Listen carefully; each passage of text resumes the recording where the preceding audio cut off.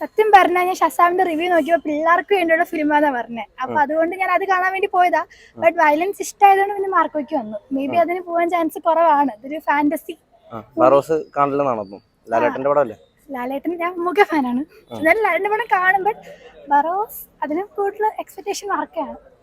എന്നാലും ലാലേട്ടന്റെ ബെസ്റ്റ്. എന്റെ കസിൻസ് ഒക്കെ ഭയങ്കര ഫാൻസ് ആണ്. അവര് കാണാൻ പോകുന്നു പറഞ്ഞു. അത് കണ്ടിട്ട് റിവ്യൂ അറിഞ്ഞിട്ട് പോവാന്ന് വിചാരിച്ചു. ഞാൻ ഇക്ക ഫാനാണ്. അന്ന് വെച്ച് ഇക്ക ഫാൻസ് ലാലേട്ടന്റെ പടം കാണാറില്ലെന്നാണ്. അങ്ങനല്ല പറഞ്ഞത്. പക്ഷെ എനിക്ക് ഇക്കയുടെ പടം കാണാനാണ് ഇഷ്ടം. ഇപ്പം മാർക്ക് കാണാൻ പോവാണ്. ലാലേട്ടന്റെ പടം അപ്പൊ കാണില്ലേ? ലാലേട്ടന്റെ ഈ പടം കാണാൻ തോന്നില്ല.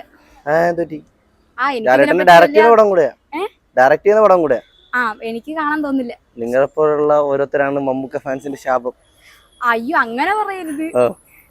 ഞാനൊരു മമ്മൂക്ക ഫാൻ തന്നെ. അല്ല, ഞാൻ ഇതിന്റെ ട്രെയിലർ പോലും കണ്ടിട്ടില്ല. അതുകൊണ്ട് എനിക്ക് അതിനെ പറ്റി അറിയത്തില്ല കൂടുതൽ. അതുകൊണ്ടാണ് പറയാത്തത്.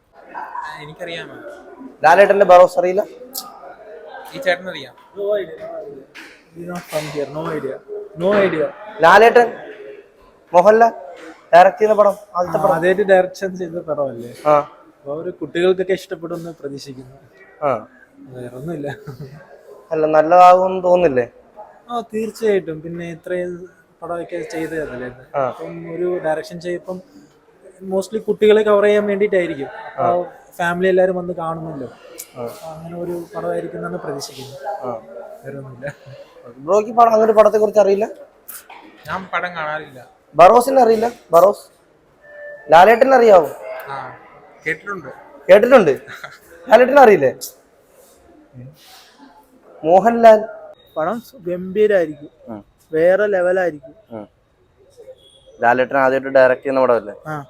വേറെ ലെവലായിരിക്കും. എല്ലാവർക്കും, കുട്ടികൾക്കും എല്ലാവർക്കും ഇഷ്ടപ്പെടും. ഫാമിലി എല്ലാവർക്കും. എന്തായിരിക്കും കൂടുതൽ എക്സ്പെക്ട് ചെയ്യുന്നത് തോന്നി പടത്തില്? എല്ലാം എക്സ്പെക്ട് ചെയ്യുന്നത്.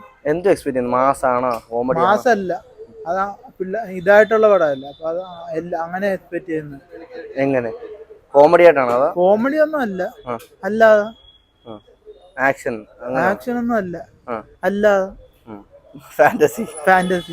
ഇതിന്റെ ആ ഒരു ബാക്കിയുള്ള ഒരു ഭാഗമായിരിക്കും എന്നാണ് വിശ്വസിക്കുന്നത്. ഫസ്റ്റില്ലേ? അല്ല, ബറോസ് മെച്ചതായിട്ടൊക്കെ കുറച്ച് പൃഥ്വിരാജിന്റെ പടമല്ലേ? അല്ല, പൃഥ്വിരാജ് സംവിധാനം. അത് എമ്പുരാന്. ബറോസ് ലാലേട്ട സംവിധാനം ചെയ്യുന്ന ആദ്യത്തെ പടം. ആയിരിക്കുന്ന ബോർഡ് ഉണ്ടല്ലേ? അതിനെ കുറിച്ച് കഥയൊന്നും പറയാൻ അറിഞ്ഞൂടാ. അല്ലല്ല, എങ്ങനെയായിരിക്കും ആ ഒരു എക്സ്പെക്ടേഷൻ ആയിരിക്കും? നല്ല മൂവി ആയിരിക്കും എന്ന് പ്രതീക്ഷിക്കുന്നു. ഫാമിലി ആയിട്ട് കാണാൻ പറ്റുന്ന ഒരു മൂവി ആയിരിക്കും പ്രതീക്ഷിക്കുന്നു. ലാലേട്ടൻ എന്നത്തെ പോലെ മികച്ച പ്രകടനം തന്നെ കാഴ്ചവെച്ചു. നമുക്ക് കാണാം. 3D ആയിരിക്കുമല്ലോ. 3D ഒക്കെ എങ്ങനെ ഇരിക്കും? 3D ഒക്കെ നല്ല പൊളിയായിരിക്കും. ലാലേട്ടൻ ഡയറക്ട് ചെയ്യുന്ന പടവും കൂടെയാണ്. പിന്നെ പിള്ളേർക്കൊക്കെ കണ്ടിരിക്കാൻ തോന്നുന്നു. ആ ഒരു രീതിയിൽ എന്തായാലും കണ്ടു നോക്കാം. ഒരു ആവറേജ് മൂവിയാണ്. ആവറേജ് മൂവി നാളെ റിലീസ് ആകുമ്പോഴേ അറിയത്തുള്ളൂ. ആവറേജ് മൂവി ആയിരിക്കും പ്രതീക്ഷിക്കുന്നത്. പിന്നെ കണ്ടിട്ട് ബാക്കി റിപ്ലൈ പറഞ്ഞു. അല്ല, ലാലേട്ടൻ ഡയറക്റ്റും കൂടെ ചെയ്യുന്ന പടമാണല്ലോ.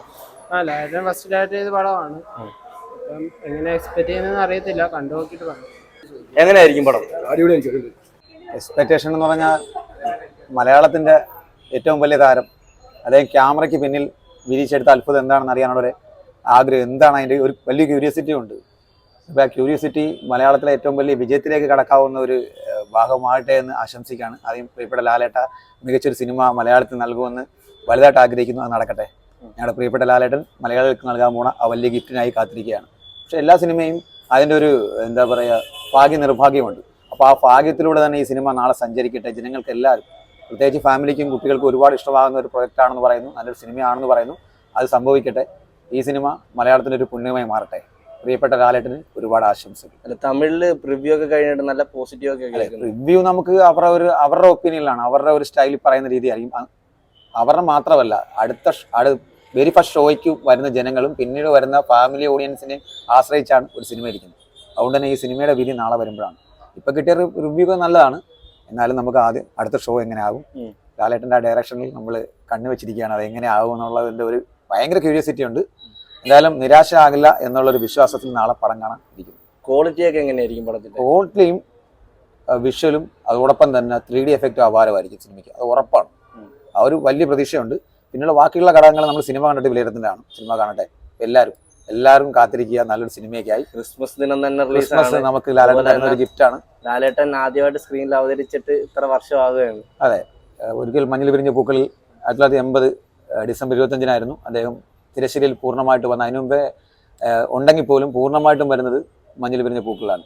വീണ്ടും ഒരു ഡേറ്റ് മണിച്ചിത്രത്താഴ് 25-നാണ്. മണിച്ചിത്രത്താഴ് 24 എൻ്റെ ഒരു വിശ്വാസം. അത് ഫസ്റ്റ് സാറ് പറയുമെങ്കിൽ എൻ്റെ 24 എൻ്റെ വിശ്വാസം.